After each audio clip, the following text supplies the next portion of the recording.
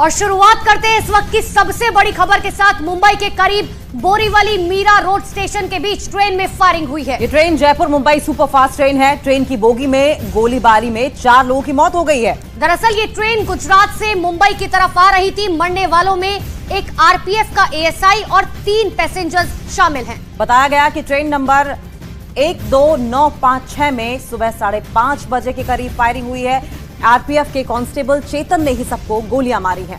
गोलीबारी की यह घटना वापी से बोरीवली मीरा रोड स्टेशन के बीच हुई है और मीरा रोड बोरीवली के बीच जीआरपी मुंबई के जवानों ने आरोपी कांस्टेबल को गिरफ्तार कर लिया और उसके बाद आरोपी को बोरीवली पुलिस स्टेशन में लाया गया। आरोपी जवान ने अपनी सर्विस गन से ही फायरिंग की।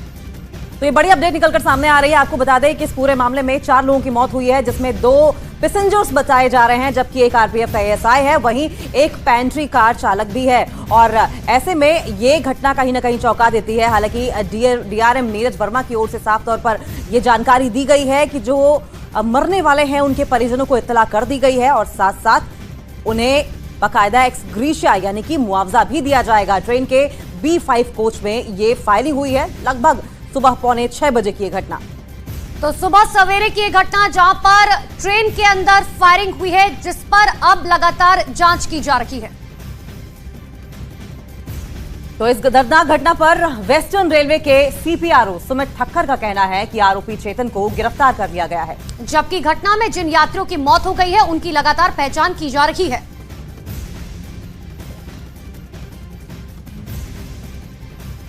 जो एएसआई है उनका नाम टिकाराम है, टिकाराम मीना, राजस्थान के रहने वाले हैं। बाकी जो 3 सिविलियन हैं उनकी अभी आइडेंटिफिकेशन की जा रही है। अभी उनको उनके सीट नंबर से उनको आइडेंटिफाई किया जा रहा है। उनको अभी जो बोरीवली में शताब्दी हॉस्पिटल है वहाँ भेजा गया है, चारों बॉडी को। और जो चेतन था वो दहीसर मीरा के बीच में फिर उसने चेन पुल करके वो ट्रेन से उतर गया और तत्पश्चात जैसे हुआ जो उसके पास जो ऑफिशियल वेपन था उसी से उसने शूटिंग की थी। फिर उसे जो भयंदर की टीम थी, आरपीएफ भयंदर की टीम थी, उसने उसको गिरफ्तार किया। तो सुबह सवेरे की ये दर्दनाक घटना सीधे ले चलते हैं ग्राउंड जीरो पर। मेरे सहयोगी विवेक गुप्ता उसी जगह से जुड़े हुए हैं जहां पर वो ट्रेन अभी फिलहाल मौजूद है। विवेक, शुरुआत तस्वीरों के साथ कीजिए। देखिए, सबसे पहले मैं आपको दिखाना चाहूंगा जयपुर मुंबई सुपरफास्ट एक्सप्रेस का B5 कोच है। इसी कोच के अंदर आरपीएफ का जो कांस्टेबल आरोपी चेतन ने अंधाधुंध फायरिंग की थी, अपने सोफिस्टिकेटेड राइफल के साथ फायरिंग की थी, जिसमें 4 लोगों की मौत हो चुकी है, 3 पैसेंजर हैं और एक आरपीएफ का असिस्टेंट सब इंस्पेक्टर यानी कि एएसआई है। पूरी बॉगी को पुलिस ने कॉर्डन ऑफ कर दिया है। कॉर्डन ऑफ करने के बाद बाकायदा यहाँ पे आरपीएफ के लोग खड़े हैं और साफ तौर पर ये देखिए, विजुअल साफ तौर में दिखिएगा कि फायरिंग किस तरीके से हुई है। यानी कि लगातार फायरिंग हो रही थी। जो गेट है जयपुर मुंबई सेंट्रल सुपरफास्ट का जो गेट है वहां पर भी गोलियों को निशान साफ तौर पर देखे जा सकते हैं। यानी कि ऐसी स्थिति बनी होगी जब गोलीबारी शुरू हुई होगी तो जो विक्टिम्स है वो भागने की कोशिश कर रहे होंगे, दरवाजे की तरफ आने की कोशिश कर रहे होंगे, लेकिन आरोपी ने उनका पीछा कर लगातार उन पर फायरिंग करता रहा और फायरिंग करने के बाद बाकायदा चैन पुलिंग करके वो उतरने की कोशिश कर रहा था। देखिए, अंदर बाकायदा पुलिस ने पूरी ट्रेन को सीज कर दिया है। अंदर विटनेस जो सबूत हैं उसके साथ छेड़छाड़ ना हो इसलिए बाकायदा पूरी ट्रेन को बंद कर दिया गया है।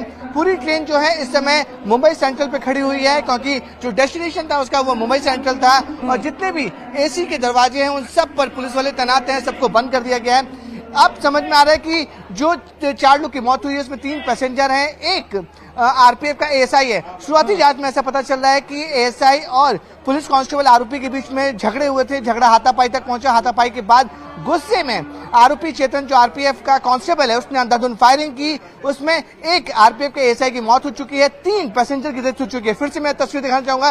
देखिए, आप हमें तस्वीरें दिखाते रहिए और क्या कुछ हुआ है ये भी बताते रहिए, लेकिन साथ साथ आपसे विवेक ये भी जानना चाहेंगे कि जब ये घटना हुई क्या वहां पर कोई चश्मदीद मौजूद था, किस बात को लेकर ये लड़ाई हुई है, और जो पैसेंजर्स इस ट्रेन में ट्रैवल कर रहे थे क्या उनके लिए कोई ऑल्टरनेटिव व्यवस्था की गई है? देखिए, ये जो पूरी ट्रेन थी वो जयपुर से चलकर मुंबई सेंट्रल की तरफ आई थी और मुंबई सेंट्रल इसका लास्ट डेस्टिनेशन था। अमूमन जो है इस ट्रेन की जो मैक्सिमम पैसेंजर है वो बोरीवली में उतर जाते हैं। कुछ पैसेंजर इधर मुंबई सेंट्रल तक आते हैं, जितने पैसेंजर है सबको उतार लिया गया है। लेकिन जो B5 कोच है, अगर मैं आपको फिर से दिखाऊंगा कि जो B5 का कोच है, वहां पे जो लोग ट्रेवल कर रहे थे उनके अंदर जो उनके जो पैसेंजर थे उन लोगों से साथ पुलिस स्टेटमेंट ले रही है, पुलिस जांच कर रही है कि आखिरकार एग्जैक्टली अंदर हुआ क्या था।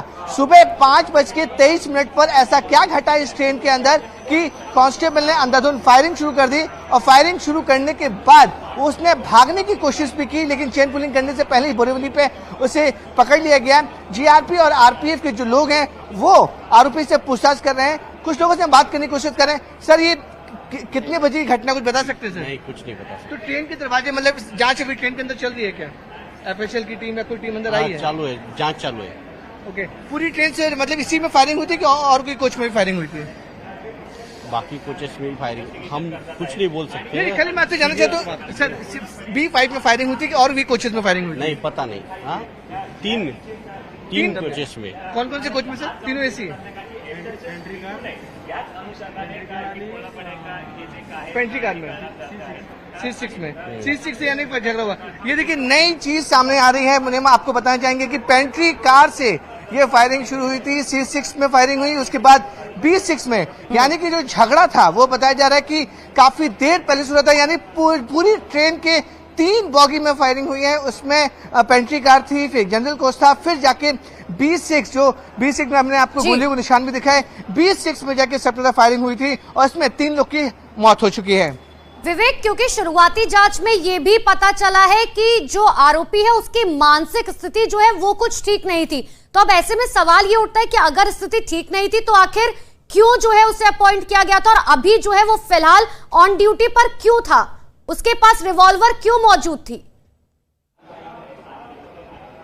देखिए ये काफी ज्यादा शुरुआती प्राइमे फेसी ये बताया जा रहा है कि मेंटल स्टेटस उसका ठीक नहीं था, क्योंकि देखिए ये सेंट्रल एजेंसीज के जो लोग होते हैं, आरपीएफ होते हैं, जब भी उनकी डिप्लॉयमेंट होती है, खासकर ये इंपॉर्टेंट जगह पर, ये ट्रेन कोई छोटी मोटी ट्रेन नहीं है, ये मुंबई जयपुर की सुपरफास्ट एक्सप्रेस है, वीआईपी ट्रेनों में ये ट्रेन गिनी जाती है। उसकी सिक्योरिटी के लिए आरपीएफ के तैनात जवान इसमें मौजूद रहते हैं। उसकी मेंटल स्टेटस क्या थी, उसकी मानसिक स्थिति ठीक थी या नहीं ठीक थी, वो जांच का विषय है। लेकिन जिस तरीके से, जिस समय ऑफिसर से बता रहे थे कि 3 कोचेस में फायरिंग हुई है, पेंट्री कार में फायरिंग हुई है, एक जनरल कोच में फायरिंग हुई है, उसके बाद इस कोच में B5 में फायरिंग हुई है, यानी कि 3 कोचेस में जो फायरिंग हुई है वो अपने आप में कई सवाल खड़े होता है कि आखिरकार 3 कोचेस में लगातार फायरिंग क्यों हुई थी।